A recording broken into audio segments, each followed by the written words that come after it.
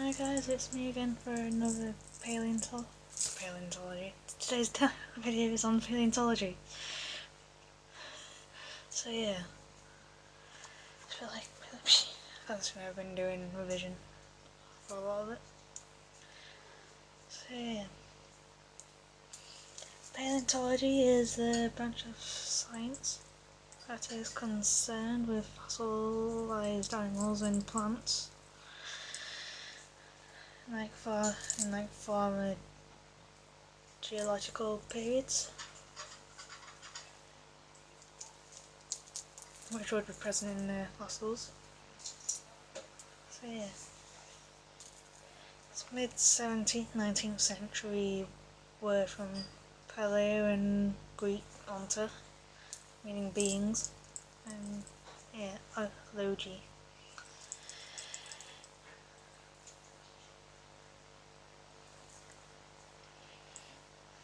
And it's like kind of like a combination by meaning of, it's from the French word of paleontology, and dates back to about 1830 to 1840, and the words paleo and ontology. Paleo being like combining from the meaning of old and ancient, especially in like reference to former geological time periods, and is used in like formation of compound words like paleobotomy kind of thing. So yeah, paleontology is like a wide and broad feel that it's kind of like rich in some sense, with like a long and interesting past, and kind of possibly have like an intriguing future as well.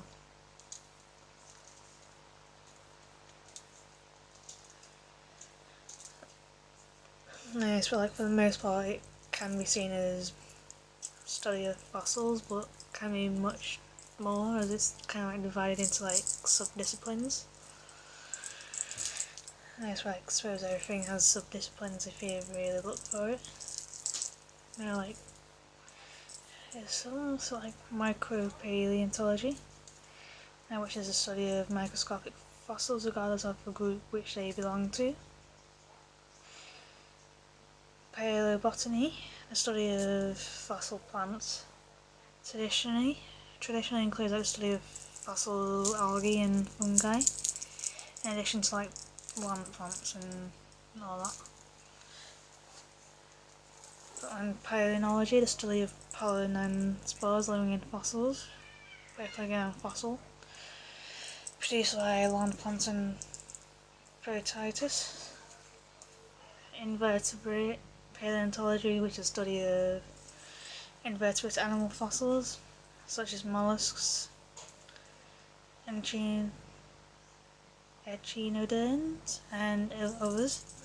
As vertebrate paleontology is a study of vertebrate fossils, like from primitive fish to mammals. So there's human paleontology, paleanthropology, which is also known as, which is a study of prehistoric animals and proto-human fossils, kind of like early human fossils and all. There's taxonomy, I think I said that right, which is a study of presence of decay, preservation and formation of fossils in general. There's ecology, which is a study of fossil tracks, trails and footprints. And there's paleoecology, which is a study of ecology and climates of a past, as revealed by the fossils and other methods. So yeah, it can be quite a broad subject. So in short, paleontology is a study of what fossils tell us about the ecologies of the past, about like evolution, about our place as humans in the world. And as well as paleontology kind of incorporates biology, geology, ecology, anthropology, archaeology, and can even include computer science to understand the processes that have led to the organisation and eventual destruction of different types of organisms since life began on this planet 3-4 billion years ago, however long ago that was. So 8 divided by 9 equals 67. So close. 8 divided by 9. Them. Can't be that, can it? 8 goes into 9 once. Obviously not the best at maths. And like some of these civics we kind of set up are created by paleontologists, as they probably know fossils a bit better.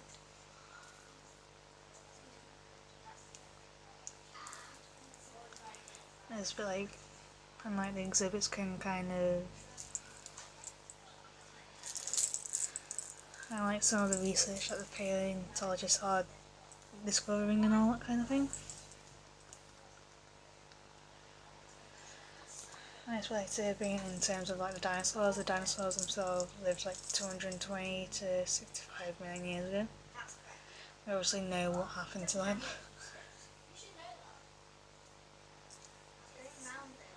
And we have only been certain about their existence for not even 200 years yet.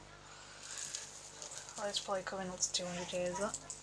So as the ancient people speculated about the existence of creatures like the dinosaurs. Now Greek and Roman philosophers had thought that the fossils were remnants of ancient life forms that's been preserved by the earth. And the people in China thought that fossilised dinosaurs were bones of dragons and use them for medicinal purpose. So it's two different ways. So yeah. In the Dark Ages of Europe, many of the enlightened thoughts of the Greeks and Romans were thought to have been lost, especially those about the fossils. And from around the 6th to 15th century, Europeans thought that fossils were the devil's work, or the remains of creatures that died during the Great Flood. And it's the history of paleontology as we know today, kind of traces the history of the effort to understand Earth by studying the fossils.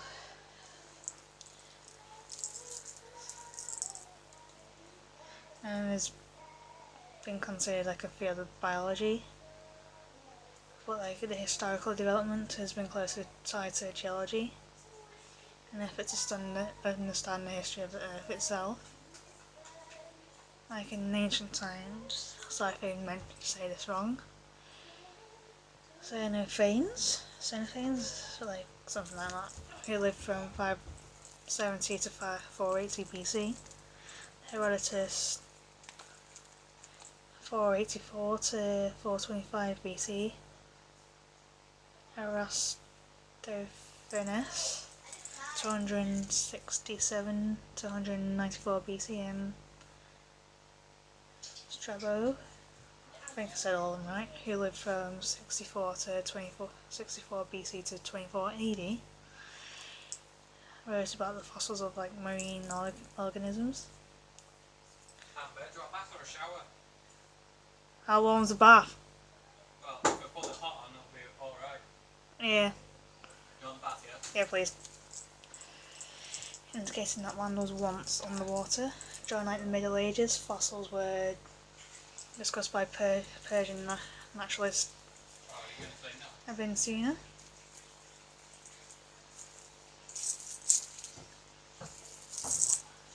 Known as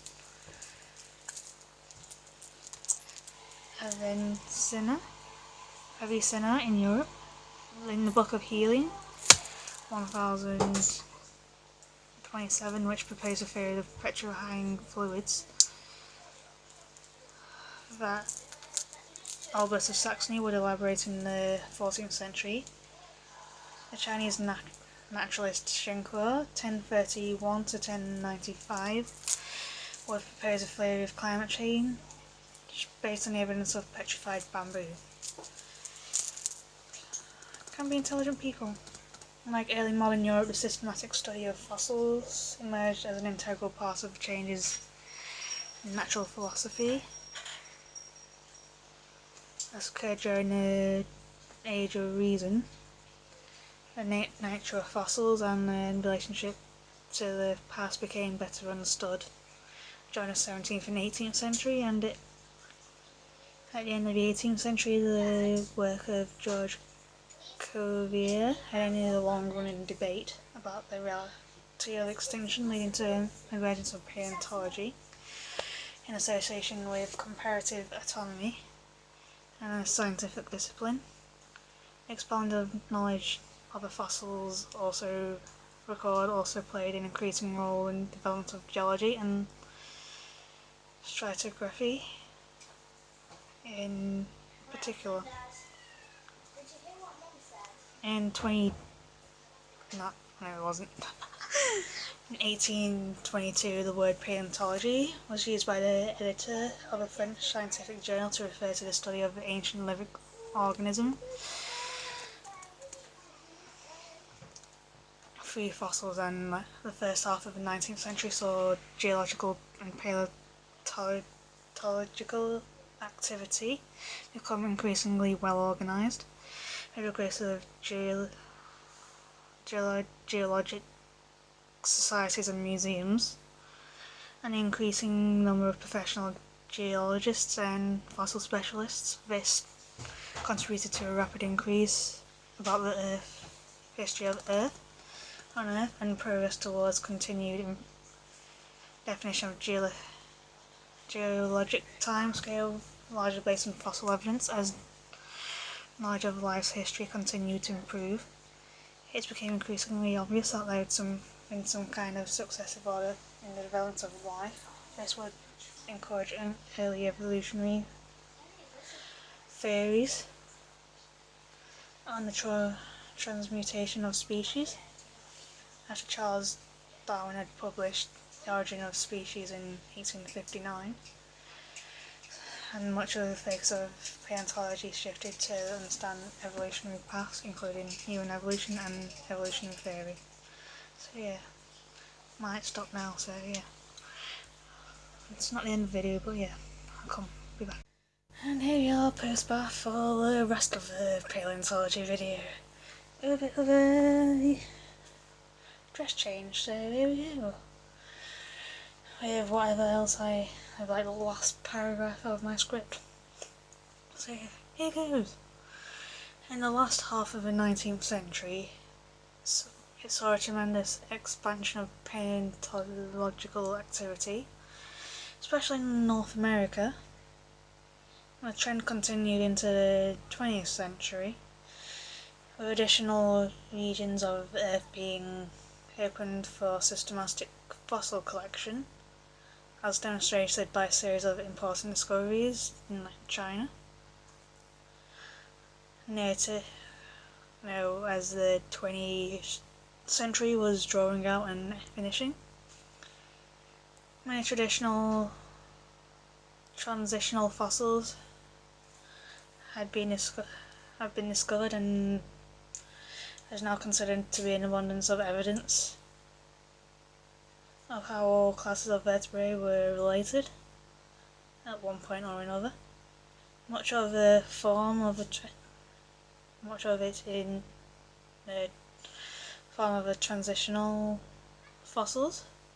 In the last few decades of the 20th century saw a renewed interest in mass extinctions and the role in the evolution of life on Earth.